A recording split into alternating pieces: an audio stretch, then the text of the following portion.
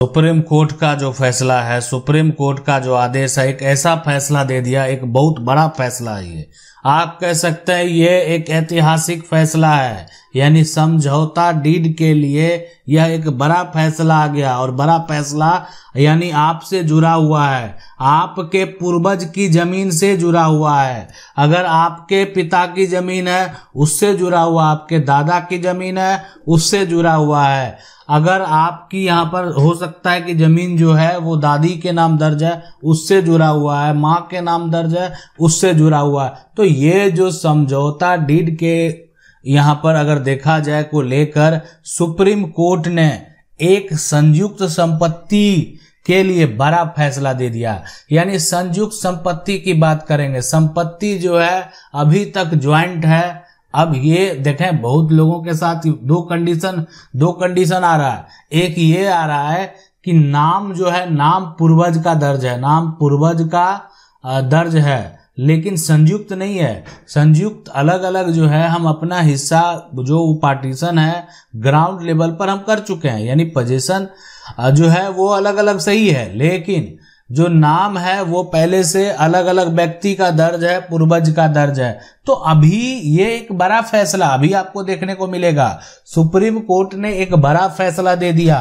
और ये बड़ा फैसला क्या है, इस फैसले में क्या कहा गया, यानी आपके जमीन को लेकर, आपके पूर्वज की जमीन को लेकर, आप कह सकते हैं पैतृक संपत्ति को लेकर। अगर पूर्वज की जमीन है, पैतृक संपत्ति है, दादा परदादा की संपत्ति है, उसको लेकर एक बड़ा फैसला आया। आप देखें समझौता डीड के बारे में सबसे पहले समझना बेहद जरूरी है। यह जमीन है, ये हमारे पूर्वजों की जमीन है। हो सकता है कि हमारा इसमें पिता का भी भूमिका रहा होगा, अब पिता नहीं है, अब यहाँ पर दादा। तो अभी जितने आप ये शेयर होल्डर देख रहे हैं, ये सभी क्या है, संपत्ति के हकदार हैं, संपत्ति के हिस्सेदार हैं। अक्सर आप देखेंगे कि इनके बीचों में प्रॉपर्टी जो है वो डिवाइड किया जाता है। इसके अलावा ऐसा नहीं है कि यहाँ पर क्लास 1 के उत्तराधिकारी नहीं है, लेकिन अक्सर मैं आपको बता दूं कि इसमें क्या होता है, जब अक्सर आप जो देखेंगे आसपास अपने कि पिता की संपत्ति है, तो अब ये संपत्ति जो है यहाँ पर 3 भाइयों, जो 3 बेटे हैं उनका 3 बेटों में वो संपत्ति बटेगा। अब इसमें से क्या होता है कि अभी एक बहुत जगह आपको ये देखने को मिलेगा, इसलिए कि यहाँ पर मैंने जो है यहाँ पर बेटी को उत्तराधिकारी बना दिया। लेकिन देखें बहुत जगह आपको देखने को ये मिलेगा कि जो अगर आपके पिता जीवित होते तो पिता भी आपके पैतृक संपत्ति के उत्तराधिकारी होते। तो पिता के मृत्यु के बाद माँ जो है उसकी हकदार होती है, तो माँ भी यहाँ पर कानूनी तौर पर एक हिस्सेदार हो जाती है। तो इसलिए कि अब वो माँ क्या करती है, जो पिता का शेयर था, हक था, यानी अब बंटवारा हुआ, पिता ने जब अलग हक ले लिया तो माँ भी क्या करती है, अलग हक ले लेती है। तो ये सभी जो है इस पे हकदार हैं। लेकिन अगर ये संपत्ति जो पूर्वज की संपत्ति है उसका समझौता डीड बनाने का क्या मतलब है। देखा, समझौता डीड जो है ये कब तैयार करना आपको, कि आप जो भी आपका संपत्ति है, पूर्वज का संपत्ति है, अब लेकिन आपको करना क्या, संपत्ति को डिवाइड करना। संपत्ति का पार्टीशन अगर आप नहीं करेंगे तो संपत्ति का पार्टीशन आपने यहां पर तो कर लिया, यानी ग्राउंड लेवल पर सभी लोग अलग अलग अपना जमीन का उपयोग कर रहे हैं, सभी का अलग अलग पोजीशन है। लेकिन अगर यहाँ पर दस्तावेज की बात करें तो आज भी दस्तावेज पर आपके पूर्वज, आपके पिता, हो सकता आपके दादा का नाम दर्ज है। तो ये नाम अब जो है फिलहाल उनका अब हट जाएगा और इनके जगह पर, इसलिए कि अब ये लोग इस दुनिया में नहीं हैं, तो इनका नाम को हटाकर जो है इन तीनों का नाम है ना, और इन तीनों में से इनका इनके पर, और ये जो है इस ये टुकड़े के लिए और ये इनके लिए, मतलब जो भी जमीन का टुकड़ा आप देख रहे हैं ना, तो सभी पर अगर सभी को मान लेते हैं इस तरीके से बांटा गया, 3 हिस्सों में बांटा गया, तो तीनों का ये नाम जो है दर्ज होना चाहिए।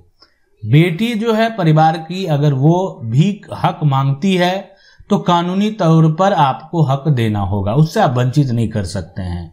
इसलिए कि अगर एक बेटी जो है, एक आपकी जो बहन है, अगर वो कोर्ट जाती है तो वो अब परिवार की उत्तराधिकारी है। जिस प्रकार एक कानूनी तौर पर बेटा का हक है, उसी प्रकार कानूनी एक तरह से कानून में बेटी का भी अधिकार है। लेकिन बेटी का विवाह हो जाता है, वो दूसरे घर चली जाती है, तो यहाँ का संपत्ति जो है धीरे धीरे जो एक तरह से ना वो हक, अक्सर आपको अभी वर्तमान में, पहले तो यही जो है देखने को मिलता है। और आगे जो है आप देख सकते हैं जो भी धीरे धीरे बदलाव हो रहे हैं, जो आप देखें कि जो बेटी है वो भी अपना हक लेकर जो है वो इंडिपेंडेंट हो रही है। तो इसीलिए कानूनी तौर पर इनका हक है, लेकिन अगर आपको ये एनओसी दे देते हैं तो ये अपना हक त्याग दिए, मतलब कोई दिक्कत नहीं है। ये क्या किए, एनओसी दे दिए, नो ऑब्जेक्शन, इनको कोई भी समस्या नहीं है ना, किसी प्रकार का कोई भी यहाँ पर समस्या नहीं है। अगर ये इनके भाई जो हैं वो अपने नाम पर प्रॉपर्टी को ट्रांसफर करा रहे तो समझौता में क्या होता है, सुप्रीम कोर्ट ने एक फैसले में कहा, और ये फैसले के बारे में भी हम डिटेल से आपको बताएंगे, लेकिन इस फैसले में जो है ये कह दिया गया कि इसलिए कि हुआ क्या, मामला क्या हुआ कि दो भाई मिलकर कागजात तैयार कर लिया और एक दूसरे का सिग्नेचर करके एक भाई को छोड़ दिया। ठीक है, यानी एक भाई का सिग्नेचर तो लिया ही नहीं। तो अगर आप जो है यानी उसका सिग्नेचर जो हकदार है, जो हिस्सेदार है, तो सुप्रीम कोर्ट ने इस पर कह दिया, सुप्रीम कोर्ट ने कहा कि नहीं देखें ये तो आप गलत कर रहे हैं कि जिनके पास, मान लेते हैं जिनके पास यहां पर संयुक्त जो है ना, संयुक्त हिस्सेदारी है, आप उसी से क्या कर रहे हैं, मतलब उसका जिसके पास संयुक्त हिस्सेदारी है या हिस्सेदारी थी, तो उसको आप कैसे जो है छोड़ सकते हैं। संयुक्त है परिवार, उसका हिस्सेदार है और उससे आप सिग्नेचर लिए नहीं, उससे आप सपोर्ट कराए नहीं, तो वो किस बात का समझौता हुआ। वो कोई समझौता डीड नहीं है, इस डीड का कोई भी मान्यता नहीं है। इसलिए ये संपत्ति अगर आपके पिता की है तो जो एक तरह से जिनसे आप सपोर्ट नहीं कर रहे उनके पिता की भी है। अगर वो कह रहे हैं कि मेरे बिना किया गया है तो ये मान्य होगा, अगर ये कह रहे हैं इसको रद्द करने के लिए तो भी वो मान्य होगा। इसलिए इस संपत्ति में सभी का, भाइयों का, बहनों का बराबर का हक है। तो इसीलिए अगर कोई भी अगर आप पर ऑब्जेक्शन लगा देता है, अगर कोई भी व्यक्ति अगर आपके ऊपर एक्शन ले लेता, अगर आप इस तरह का कार्य करते हैं तो आप जिस दिन फैसला आएगा आप जो है एक तरह से उलझ जाएंगे। इसलिए उलझ जाएंगे कि जो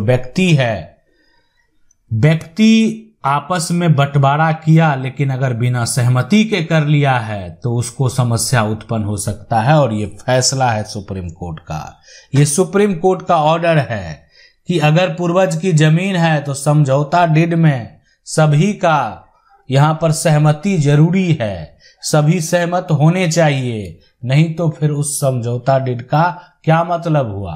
वीडियो को लाइक जरूर कर दें, चैनल को पहली बार देख रहे हैं सब्सक्राइब करके जो बेल आइकन है उसको जरूर दबा लें। मिलते हैं अगले वीडियो में, तब तक के लिए जय हिंद।